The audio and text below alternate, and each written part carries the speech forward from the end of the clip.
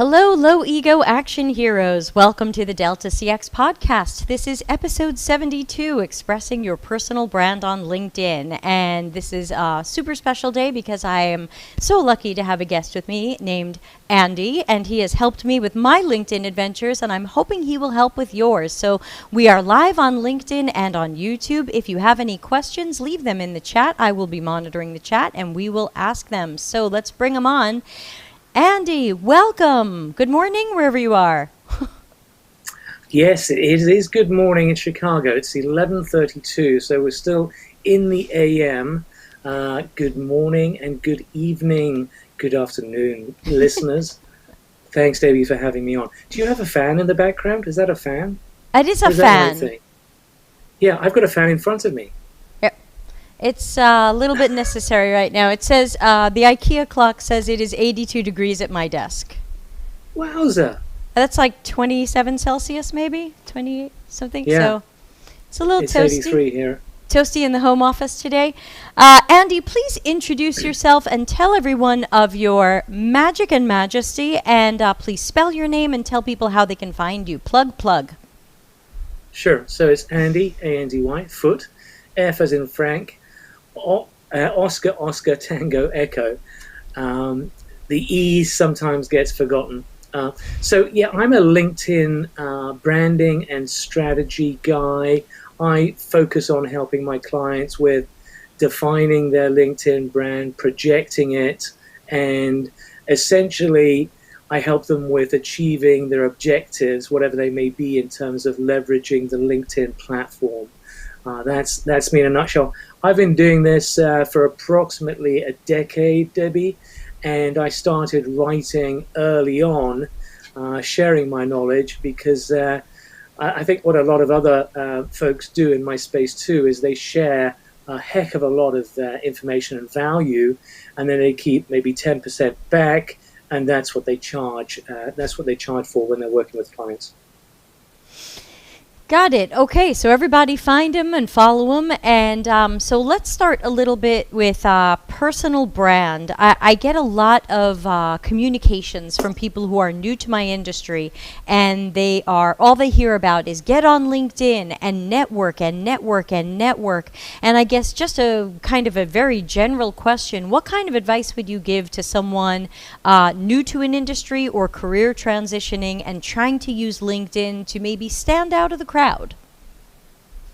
So I would say that the bar is low because not a lot of professionals are doing it, or let's say not a lot are doing it well, in my estimation.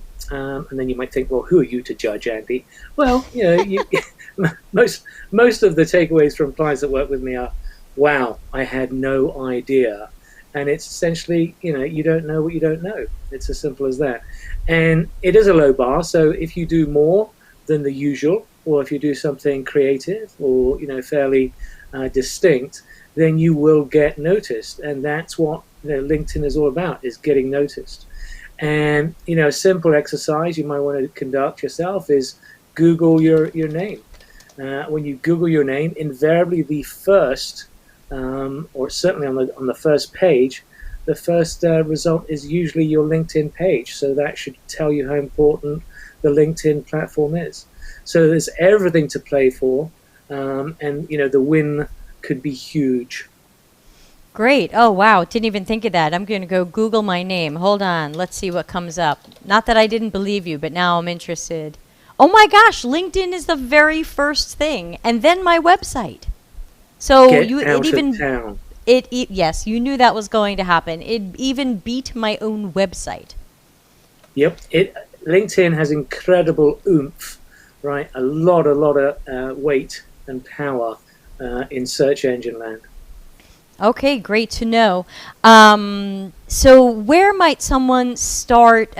Sometimes people say, like, what is my personal brand? Do you ever work with people on trying to figure out what that is and help them narrow down what their maybe online persona is? Yeah, I do. A lot of my consulting has to do with editing. So frequently people come to me and they're not really sure about how to present, and my role is to find out what their what their strongest characteristics are, particularly if they're aligned or ought to be aligned with what it is they're trying to do on LinkedIn. So my role is to have this really flexible and open-ended intake process where they give me as much information as they feel they need to or want to, and then my role is to cut, and then find out or figure out, okay, this needs to be said, this needs to be presented, and usually that's via the about section and the headline. And then we talk about content strategy, we talk about networking strategy, and all of that good stuff. But LinkedIn is two things. It's a tool, but it's also a place where you hang your shingle, right? It's where you advertise yourself. And the tool part of it, of course, comes with the networking and the bring and the content strategy. And I have a very different perspective on things since I will tell the audience I paid for a consulting session with you, and that was, almost 3 months ago, and you were really helpful and certainly worth what I paid. And I wasn't paid to say that. I paid this man, and so I wanted to bring him to everybody else. And one of the things that stood out most to me about what you said was you looked at some of my recent posts and you looked at some of the other things I did, and you picked on a post and you were like, why'd you post that? And I said, I had this bad experience I went through, and so I wrote this thing. And you said, and I don't want to impersonate your accent, but you said, stay in your lane. And you said your brand, from everything Debbie Levitt posts and puts on YouTube and whatever, your brand is helpful teacher. And this post was grumpy complainer.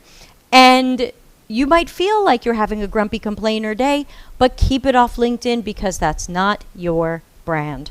And it really stayed with me.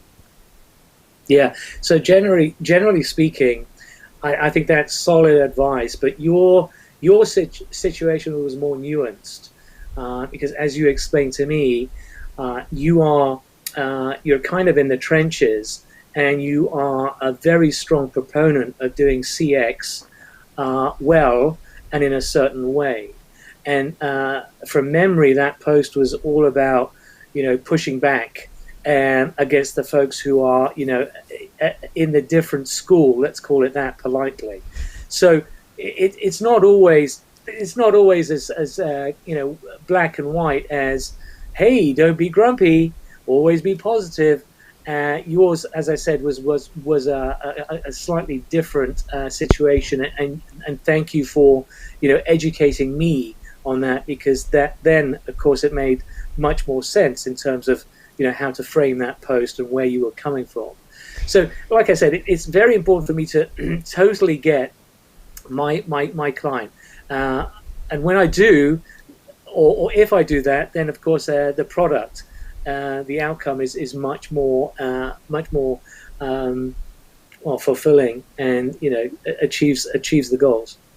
Yeah, and just to give more color to that story, so some of it was you had seen some of the posts where I was pushing against the evils of the industry, but the post that stood out to you that I'm actually talking about was I had posted a poll asking, like, what would you do if somebody mistreated you, but then someone else asked if you knew that person, and would you vouch for them? Would you avoid the topic? And it was because of an experience I had had. And it was more that post stood out to you as not being about helping or educating people, and not being about pushing against the industry, because both of those things were my brand. And it was this other grumpy post about, what would you do if someone who had just done you wrong, someone asked you about them? So it was that. And you were right. That post really didn't belong there.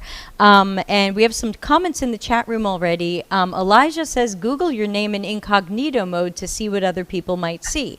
So I did that. And LinkedIn came up third, so it was still very, very high up in the Google search results. So the point stands. Raghav is in the chat room and says, "I have started working on my brand. I'm studying brand strategy and identity." And a new friend of the show, Kip, says, why is it important to stay in your lane? I get that it gives you focus, but what if you want to present as a human? Humans are not just 2D. Maybe you can talk about, can we go into a little more detail of where I was out of my lane? Yeah. So, yeah, sure, it's important to present as a human, but I think that's kind of a given, right? I mean, I promise I'm human. We're all, yeah, we're not horses. So, I mean, without being too glib, the importance about staying in your lane is to being on brand. Because if you're not on brand, then people are kind of confused about, what you are and what you do. So I'm not a social media expert. I'm a LinkedIn guy, and that's exactly what I teach and what I specialize in. And I think the same goes for how you engage on content. If you are curating content which is all over the place, it's accountancy one day and Formula One the next day, then people are going to go through your recent activity and they're going to be confused about what is this guy in. Yeah. So meeting with that guy, that's going to be a tough meeting to have because you have no idea what to start off the conversation with. So yeah, stay in your lane. Sure, deviate. That's fine. But that's the strategy that I advise all of my clients, and I think it works. Going back to trolling and trying to keep positive and not being grumpy. I was thinking about this the other day, Debbie, but I had a good friend of mine, and he commented on one of my posts, and he says, very rare that I do this, but I totally disagree with Andy. And I was thinking, dude, just like there are 100 different ways of saying that instead of totally disagree, right? Because that's going to annoy me. You could have said an alternative way of looking at this. I have a different perspective. Right? Yes, I respect what Andy is saying, but here's what I found. I mean, you can do it instead of saying I totally disagree. And so, I don't know. I just wanted to share that on LinkedIn, it pays to be nice. Always, it pays to be appreciative. When people are commenting on my content and it's not adding value, or it's completely off at a tangent, or I don't even know what to say to that in response to that comment, I will always like. They deserve a like because they commented, and commenting is rocket fuel to the algorithm, right? If they hadn't have commented, had commented, the algo would not have given me as much juice. Put it that way. So yeah, be nice, be positive, don't respond negative to negative, and stay in your lane. Yeah, that's another thing that I've done, certainly this year, and then especially since talking to you, was that sometimes I do get comments under my posts where people do disagree, and if I feel like they have an interesting point, I'll engage with that. If I feel like they're really way out there on another planet and I don't want this to turn into a fight, I ignore it. Some people say, oh, delete it, or some people say, fight that guy, tell him he's wrong. And I say, no, I've learned a few lessons lately. If someone comments on my post, that helps expose my post to more people, so I'm going to leave it there. If that person looks like an idiot, that's for his or her or their contacts to see. And I'm just going to leave it there and not engage with that, because I've found that negative engagements on LinkedIn leave everybody looking bad. You look bad. The person who wrote the original thing sometimes looks bad. Yeah. You look bad for picking the fight. It is like a total no-win. And at the end, nobody's changed their mind. And we didn't solve racism. And we didn't solve COVID. And we didn't solve design thinking. Yes. We didn't solve anything. And we all just bitched each other out. When you wrestle in the mud, you both get dirty. So true. Let me see. There was something I was going to ask you. Yes. So thinking about personal brand and thinking about how LinkedIn is quite business focused, and that in many ways it's really, especially with COVID, it's today's networking. What kinds of advice do you tend to give to people, especially newer in careers or career transitioning, about using LinkedIn for networking? Yeah. So there's I think there's a lot to be done with groups. I think there's a lot to be improved about groups. Groups used to be, in their heyday, they used to be fairly fun and convivial, and a good use of your time. These days, unfortunately, certainly in the common areas of groups, there's just so much spam, and a lot of group managers, owners have checked out because of the way that LinkedIn have treated them. I'm not So using groups at all.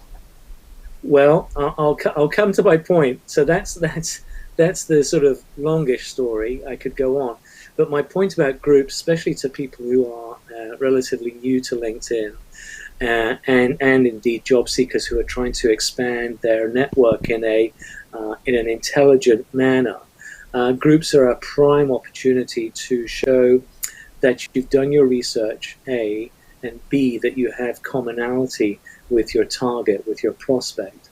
So let's say you and I are not connected, Debbie, but I'm desperate to get on your radar.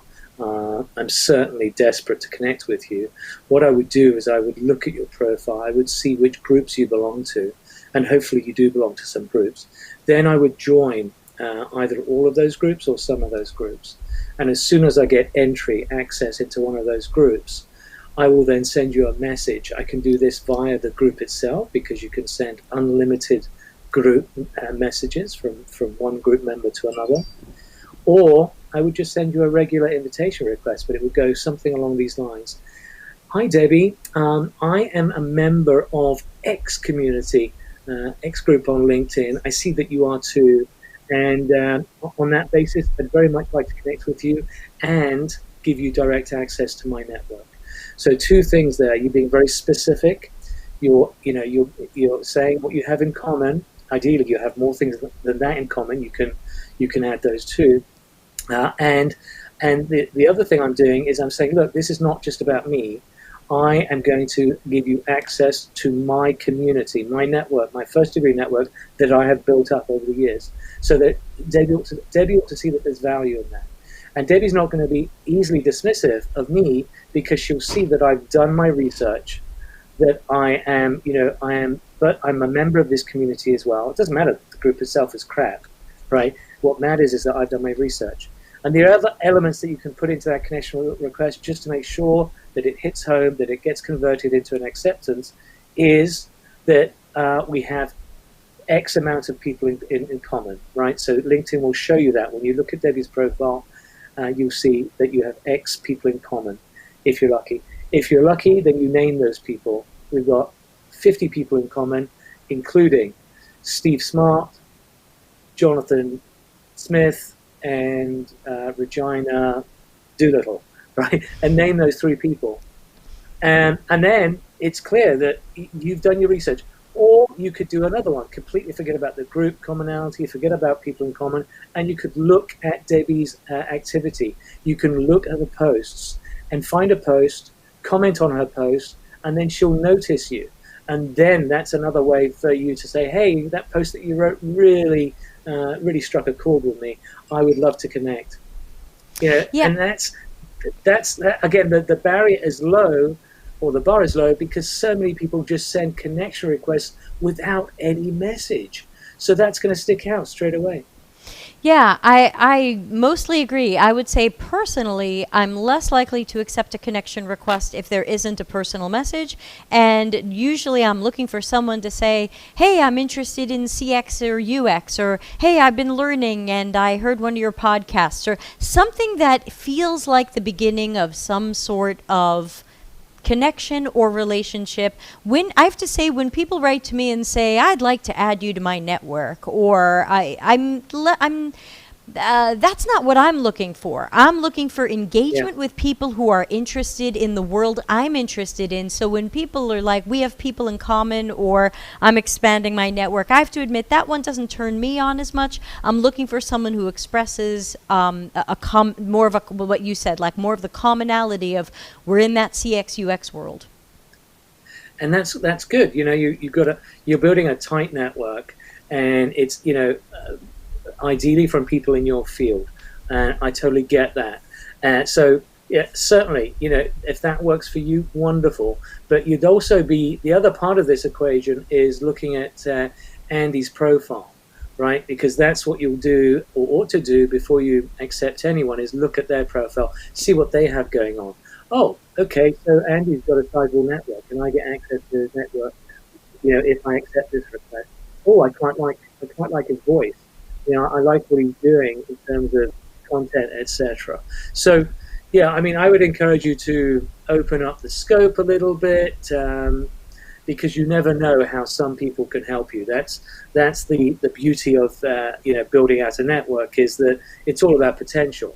And if that person could be a door opener for you down the line, that could be quite pivotal, especially to the job seeker, because the bigger your network, obviously, the more ample the opportunity in getting or landing a job, because someone you are connected with knows someone in that company or is indeed in that company.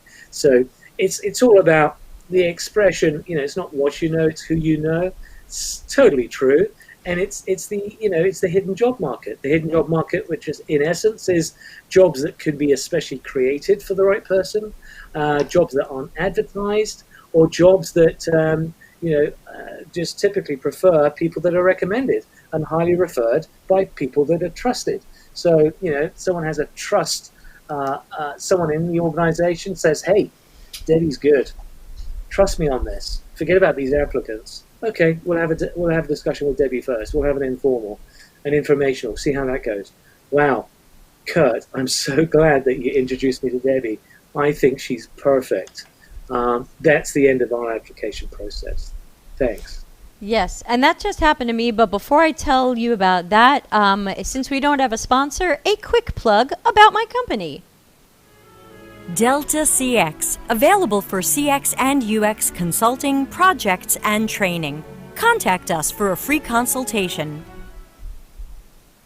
And also, please remember to empathize with the like button by pressing the like button on YouTube, which tells YouTube to show my video to more people. And won't you please usability test the subscribe button over on YouTube? Just check that it works. Press that subscribe button and press the bell. Give it a test, make sure it works. Best way to support what I'm doing, especially on today when we're talking about algorithms. Please show the YouTube algorithm you love me. Were you going to say something there, Andy? No. I was not. Okay. Hidden job market. That's where we were. And I wanted to say that a lot of times people ask me, Deb, where do you get some of your agency work, and where do you get some of your freelance work and this and that? And I have to tell you, the number one place that I am found is LinkedIn, because I've done a relatively good job with my headline, friendly photo, top graphic describing my work experience. Not everybody reads the About section, but it's packed with keywords, so I'm super searchable. And I at least get 1 or 2 noticeable projects each year from LinkedIn.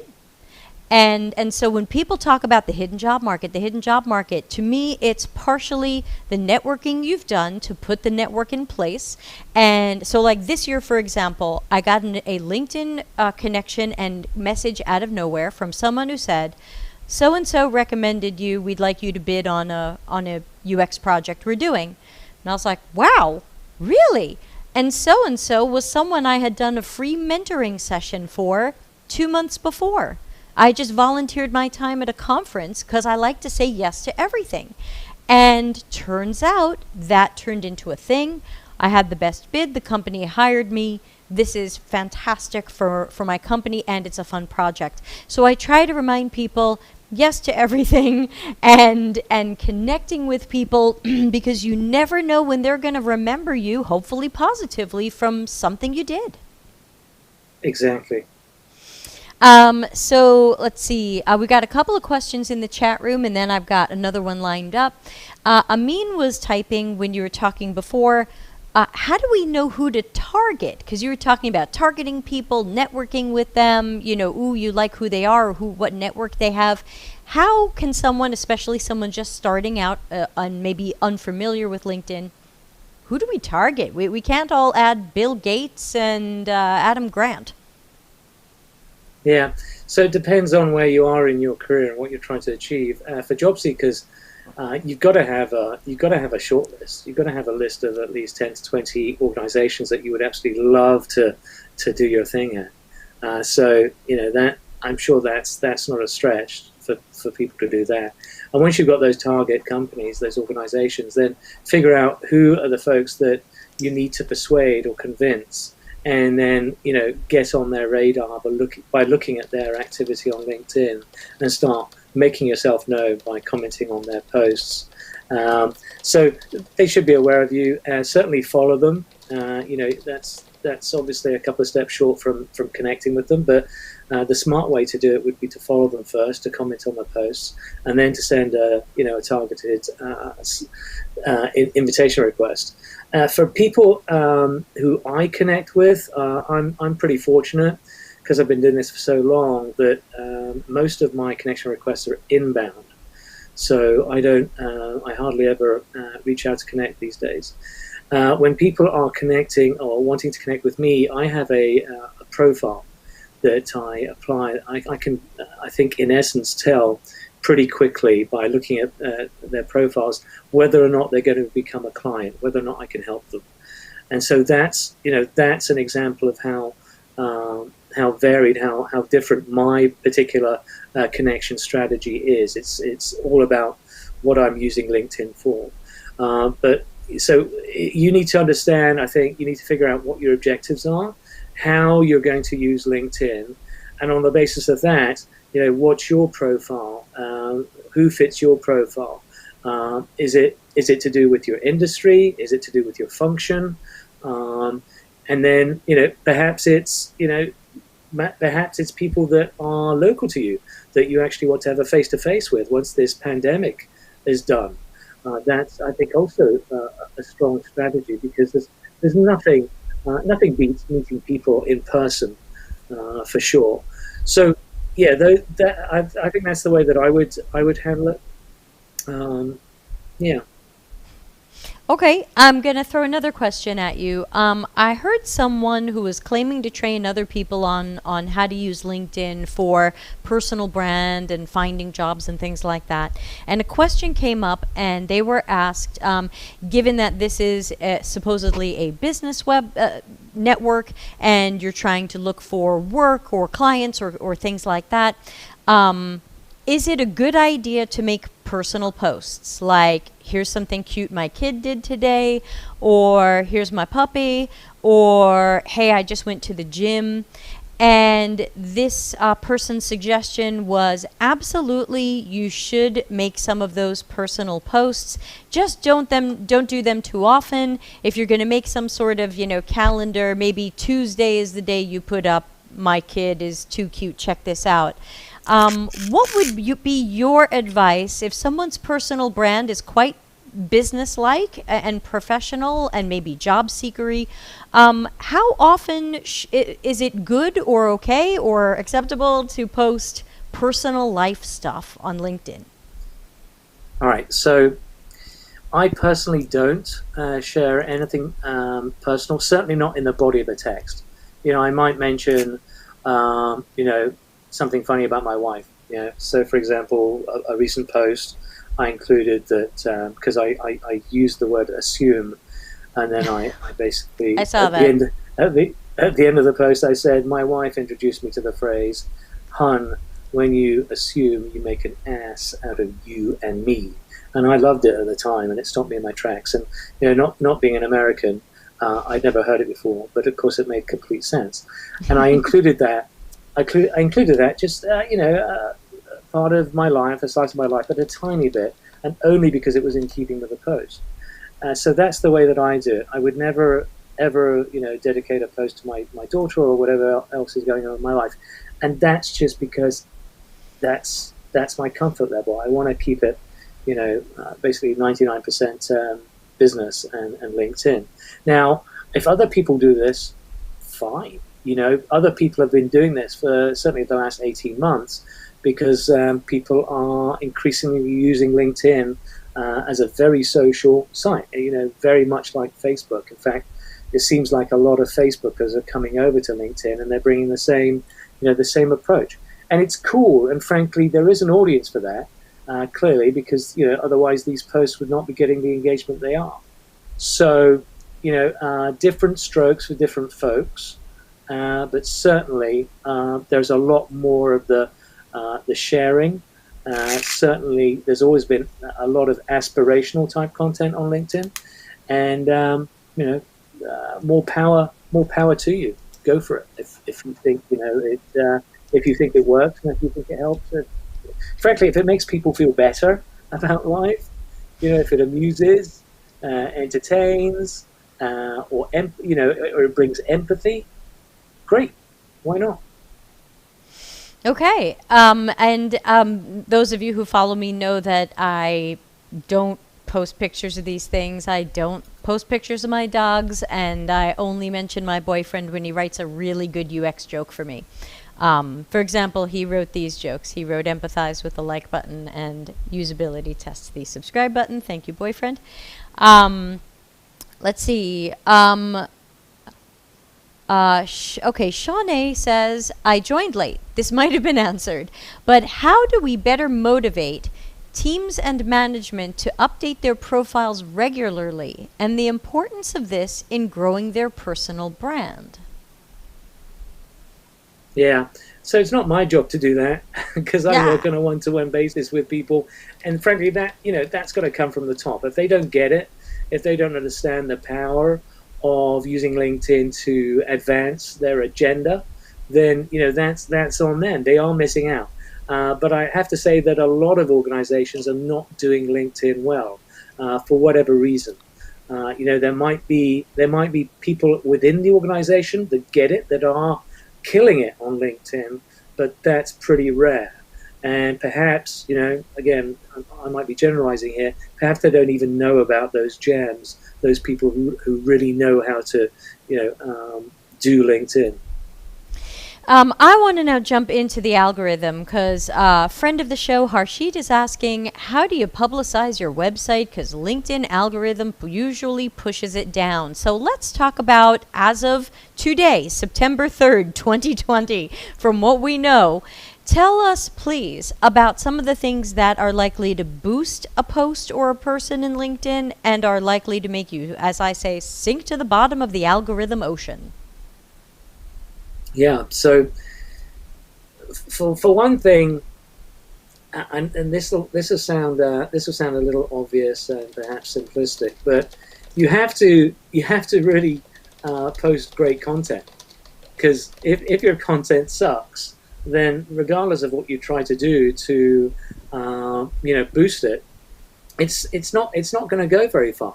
So you have to be really confident about the content that you're producing, that you're creating, and you have to be confident also that you have a tribe, number one, and the tribe is going to eat it up, that they're really going to appreciate it. So those are the basics. Let's make sure that you've got the basics covered. Other things that you can do. Let me tackle the ones that you shouldn't do. You should not like your own content. You should not like your own comments. You should not use your company page to like your own content. You should not use pods, engagement pods. You should not go into Messenger and bother your network and say, please, can you engage on this latest post? Right? You should not hijack somebody else's post by putting in a URL to your most recent post, which has nothing to do with the person's post you just hijacked. Do not tag famous LinkedIn. Thank you.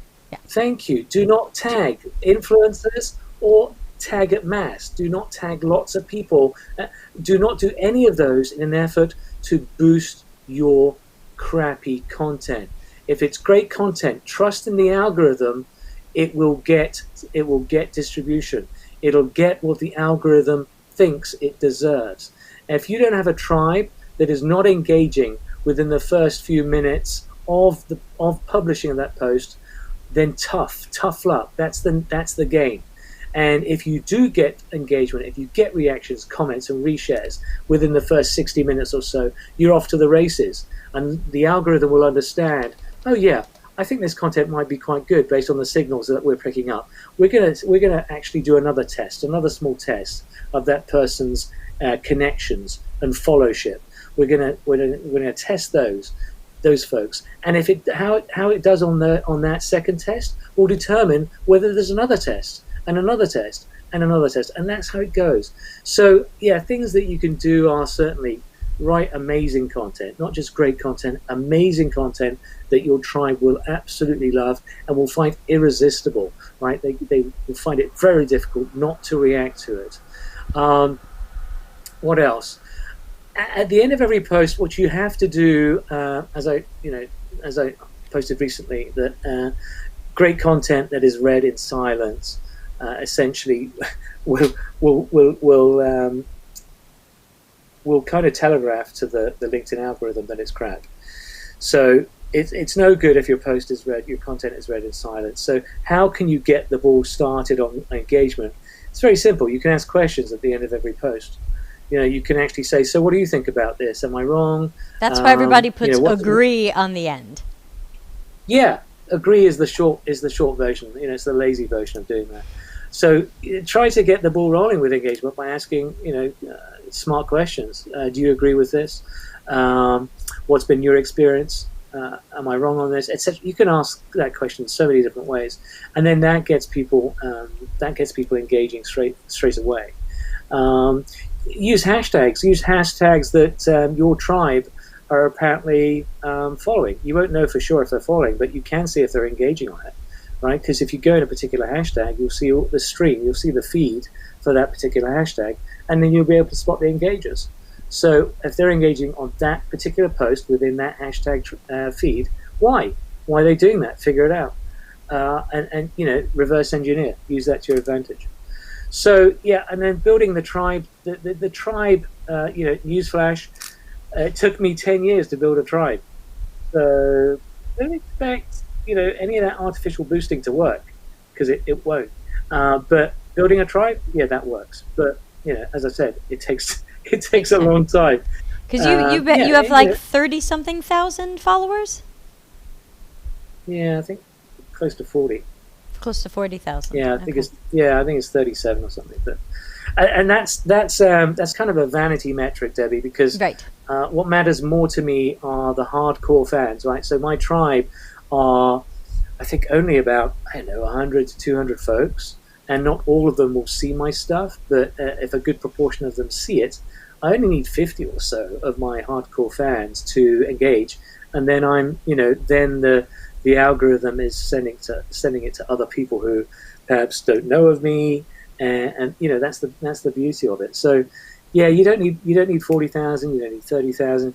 You just need a hardcore tribe of people who dig your stuff, like your voice, and kind of know what to expect when you write. So speaking of that, let's talk a little bit about what boosts something in LinkedIn and what probably does nothing. Like, I've noticed that shares seem to sink to the bottom of the ocean, comments seem to be gold, and likes and loves and hands and faces and light bulbs seem to be somewhere in the middle. What have you found? Yeah, so for the longest time, and still, comments are king. As I said recently, comments are king, and reshares and reactions aren't even loyalty. And what I mean by that is, if you think about comments are logically the absolute best signal to the algorithm that content is engaging. There's no stronger signal than comments, a whole bunch of comments. And comments are kind of beautiful because they give you an opportunity to then have a conversation with the commenters, right? So you can have dialogue with them, you can learn about them by having discussions that your post has generated. That's a beautiful thing.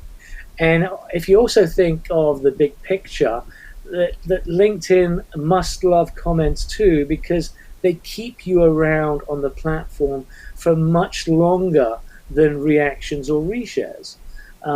Because people are talking, and then that's data. So LinkedIn could be scraping that data for whatever they want it, for retargeting or whatever. So yeah, they must love comments. I know I love comments, and heck, if you write a good comment, right, by which I mean a intelligent, value laden comment, you can get likes, right? So some of my comments have got 60 likes. It's like, really? So they become a mini post, or a mini group. The whole thread is like a mini group. I call them pop-up LinkedIn groups, because that's exactly what they are, right? Every post is an opportunity for people to coalesce and to come together and chit chat. And I love seeing people having that dialogue with each other by something that I've created, that I've written.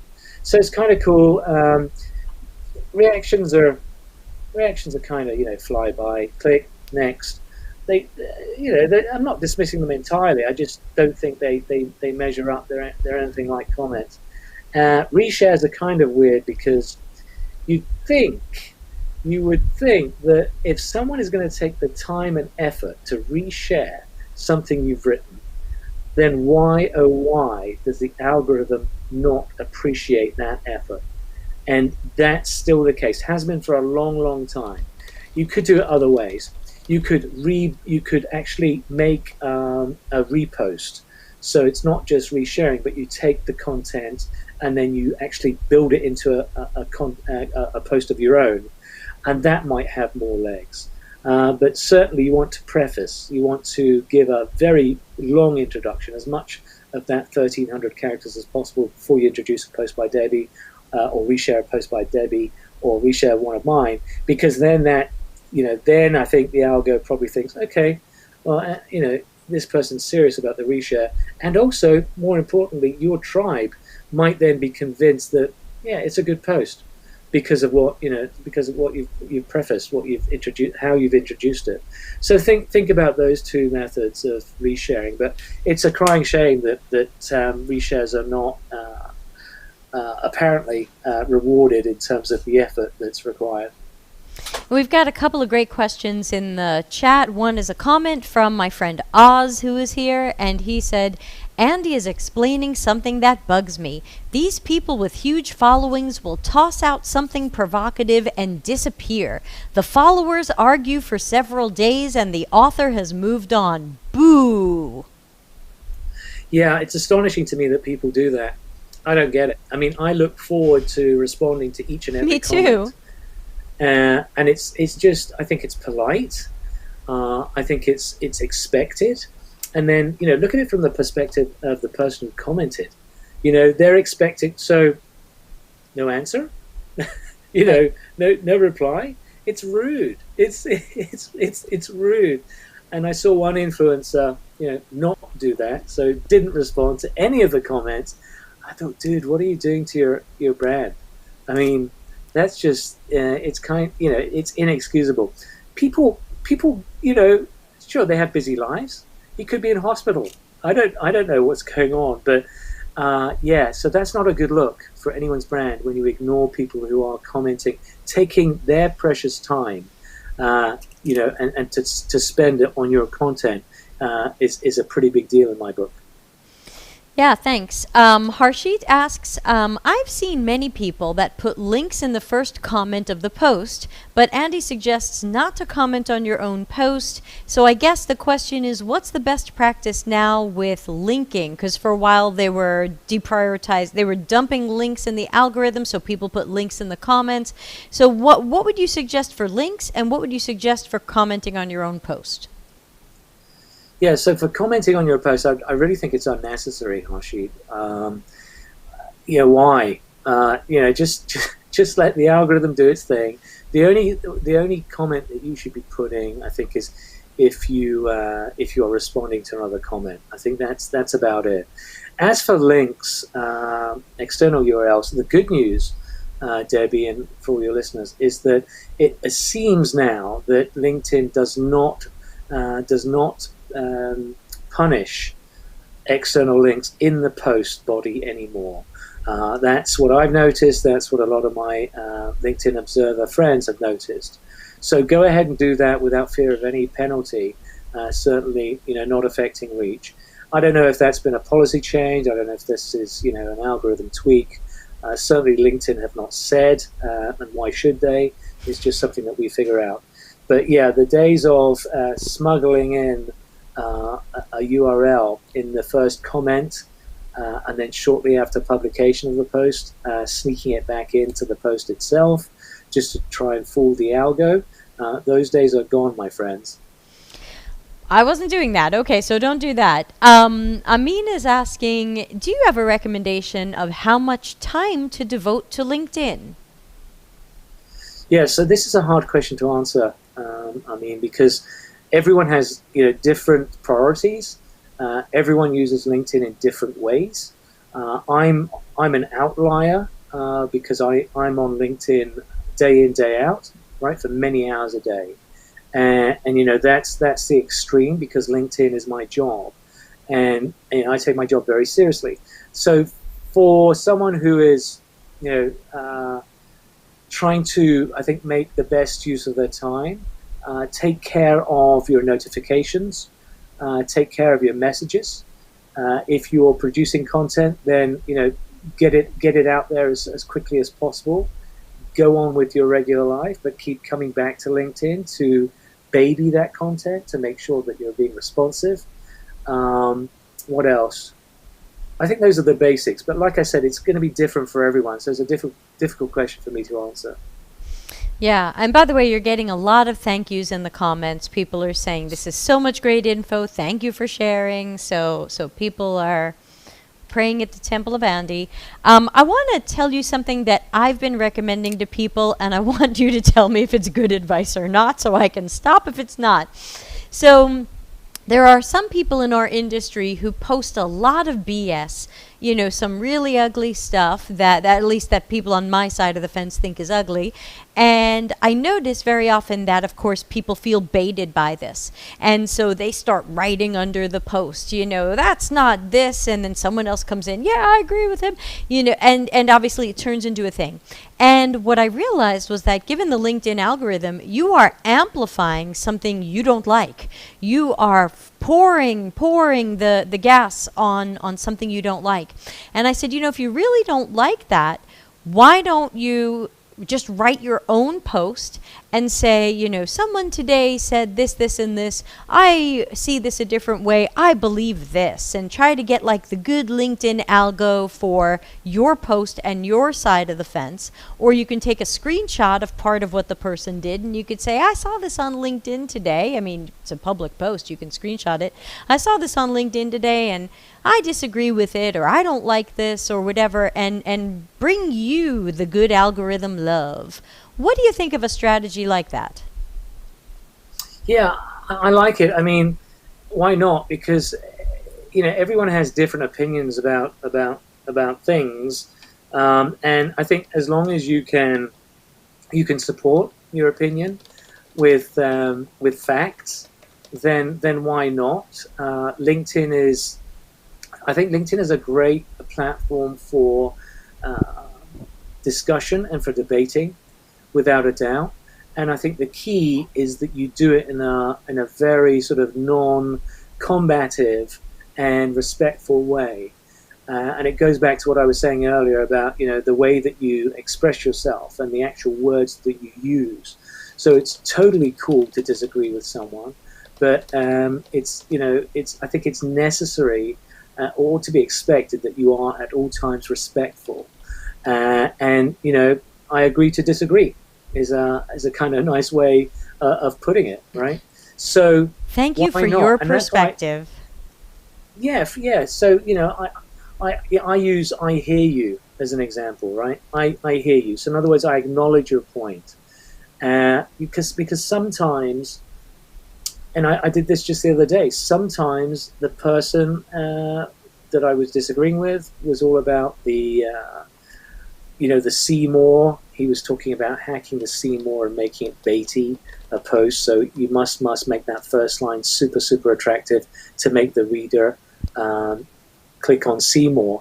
And sometimes people will actually put that first line and then they'll put space, space, space, space, space, so that people can't even see what the rest of the post is about. And that's clickbaity. or I called it see more Beatty. And I said, look, I hear you. And then I said, I personally don't need to do that. Or I don't, it's not me. And more importantly, my audience seems to agree and, likes my authentic and non-cheap trick approach.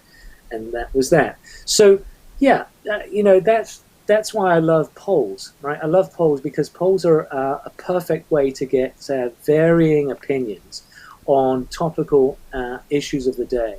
And I try to keep it mostly LinkedIn related. And then it's also a good way for me to judge where people are coming from and their knowledge levels on certain things. But polls are great because you don't even have to disagree in print, because you can just click yes or no. But invariably, when people are clicking yes or no, they want a third option. Sometimes they want maybe, but their maybe can be expressed in comments. And again, I love debate and I love hearing other perspectives. And guess what? I'm not always right. Most of the time I am, but I'm not always right. Well, if you say so. I was thinking, if you think it's relevant, I was thinking about showing a little bit of the Shield app that you suggested I pay for. So just warning, we're going to show you something that is paid. And so if this is only for people who are very serious about trying to make sense of what the heck is going on with their LinkedIn and their tribe. So do you mind if I switch over to that screen for a moment? Absolutely, go ahead. I think it's about $80 a year, the current cost of Shield. It was not too much. Let me find that window and let me see if I can get my system to send us over. Let's see. So there we are. I'm down here. You're up there. And so this is a screen showing my last 4 weeks versus the 4 weeks before that. So it's roughly August into early September versus roughly July into early August. And you can see that my posts are getting more views, more likes, more comments, and more shares. But yet it's saying engagement rate is going down. Andy, do you know what that means? Yeah, I mean it's a combo. It's a ratio of your of all your stats, and so views, reactions, and comments, and then that's the way they come up with that figure. But let me look at this. Well, your engagement your engagement ratio is good. I mean, look at 7.5%. That's off the charts. I think my highest is 4. Oh, you're looking at my individual posts. Yeah. Yeah, these are outliers. So for example, episode 71, so you're episode 72. So these are a little bit of outliers because I get so many comments during the show. Yeah. So, I mean, I personally focus on engagement, and I'm looking to be consistent with my engagement. So I generally get between 2 and 4% for my particular content. What I like about Shield is that over time you get this very very comprehensive long view on how you're doing, and you can't get that on LinkedIn.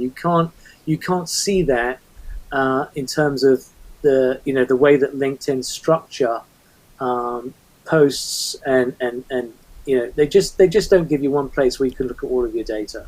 So that's why I pay for Shield. Yes. And I'll give you an example. You have to endlessly scroll through all of your posts. That's the only way you can do it. You can't see them in one place. You scroll, and then after I think it's after 2 years, your stats are deleted.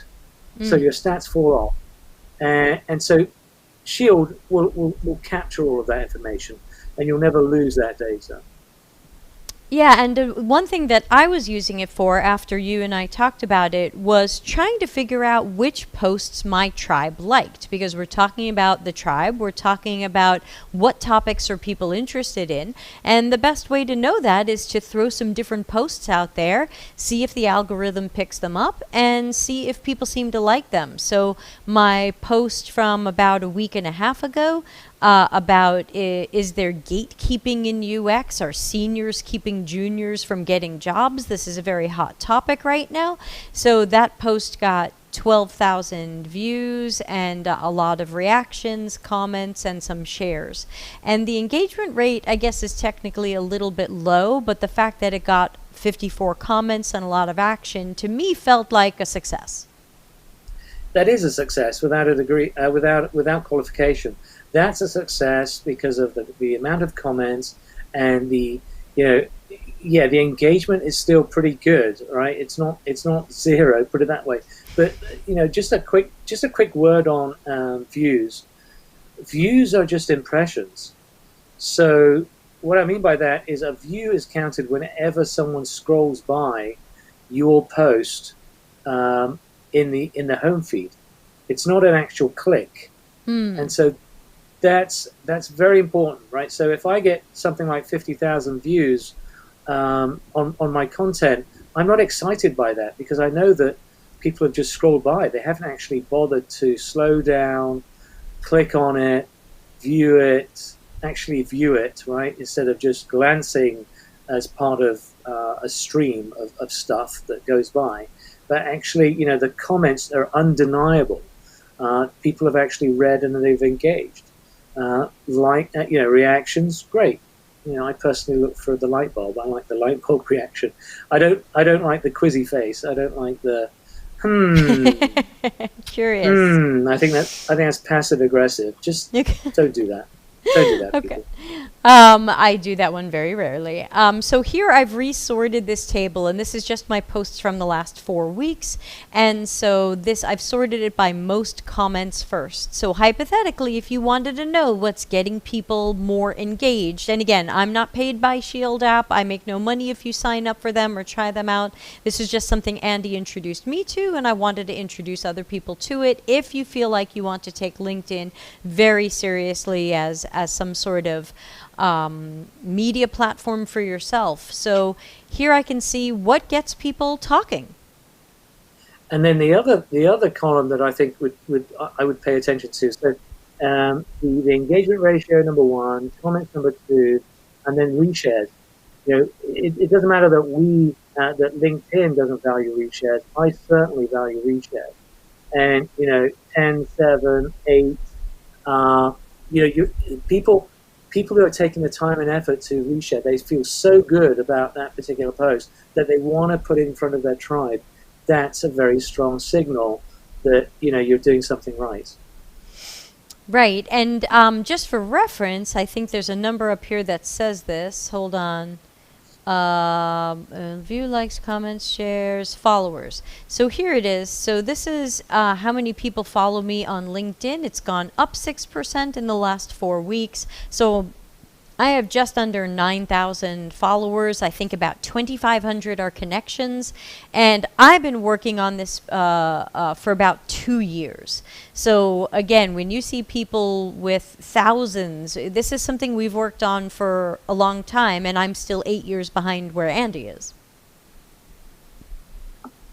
Yeah, I mean, I think we're all in an expansion mode because why would you just limit your potential in terms of who could potentially open the door for you? So we're all in building mode in terms of the networks, and LinkedIn has this strange cap where you can only connect with 30,000 people, and it's kind of arbitrary because why 30,000? Why not 50,000? So for some reason they said, no, you shall not have more than 30,000 first degrees. And of course, it doesn't apply to followers. You can have as many followers as you want. But those folks who are aggressively building up to, and they hit the 30K ceiling, then that's a difficult situation, because then they have to turn people away, or then they have to mention on their profile, I can't connect with you anymore. I'm topped out, or they have to delete people just to new people in. It's kind of weird. So we're all in building mode. I'm fairly careful with who I accept, so I'll never hit that 30K ceiling, thankfully. And yeah, I mean, thank goodness for followers, because followers are just as important in terms of the algorithm. And if you want to make sure that it's certain that the algorithm understands that you actually have a nexus, that you have a relationship with new followers, then go over to their content and comment or engage on their content, just to make sure that the algorithm understands that, yeah, these two people might be interested in seeing each other's content. Yeah, so just a reminder to everybody, if there's somebody or something you like on LinkedIn, comment. Even if the comment is an emoji or thank you or this was helpful, I always make sure if I see one of Andy's posts and I like it, I write a little something under it, because I know that boosts it way more than a like or even a share. So if you want to boost someone up, say something. And if you want to send them to the bottom of the ocean, keep scrolling. We have one more question, and then I know we've got to wrap up for today. Kip was asking if you know if polls are performing better over regular posts. Yeah, I do not, Kip. That's a hard one. I don't. I do. I do them. I still do them regularly. Polls. I got early access to them and went kind of nuts, to the extent that a lot of people in my network will say, Andy, please, can you stop with the polls now? Because I did something like, I don't know, 90. You were on a poll, you got them really early, so you were on a poll adventure. I was thoroughly testing them. I was trying to figure them out. So, I think one poll recently did pretty well in terms of engagement. And it's all about, the question. Clearly, it's how well you structure that question, and whether it's gonna strike a chord. So, I like them. I'll still keep doing them, and yeah, I really don't know. I can't tell whether or not they're better, but I like what I see. Put it that way. All right, so we're going to have to wrap up. Thank you so much for being on. So before we go, let's make sure that everybody knows where to find you, how to follow you, and also give your website where people can learn more about the coaching and consulting that you do. Sure. So you can certainly find me on LinkedIn, no surprise there. And it's you can do a search on Andy Foote. I think there's probably 7 or 8, but you'll be able to spot me with the beard. And then my website is linkedinsights.com. So linkedinsights.com. linkedinsights.com. Thank you, Debbie, so much for having me on. It was an absolute pleasure. And thank you for everyone who's listening. Thank you for your excellent questions today. Really appreciate them. Well, thank you. And quickly, Andy, if someone wanted to have a consulting session with you, can you help them with the hidden job market? Absolutely. I spent a year and a half with Challenger, Gray and Christmas. That firm is pretty well known in the States for having invented the outplacement business. They were the very first firm to help people who were displaced, and it was part of their package that they got help from Challenger, Gray and Christmas. I will fully leverage all of those techniques, everything that was taught to me from Challenger, Gray and Christmas, and help job seekers accordingly. Excellent. So job seekers, it might be worth your time to get connected with Andy and maybe do a consulting session with him. I'm glad that I did, and hopefully you will be too. And Stephanie says, I have a page of notes. Thank you for the great info. You're getting lots of thanks in the chat. So I'm going to play us out of here. But everyone, have a great weekend. Be safe in America. Have a good long weekend. Andy, thanks again. See you around LinkedIn. Thanks so much, Debbie. Bye. Thanks for watching. Delta CX is available for consulting and projects related to CX and UX strategy, leadership, training, problem finding, problem solving, and innovation.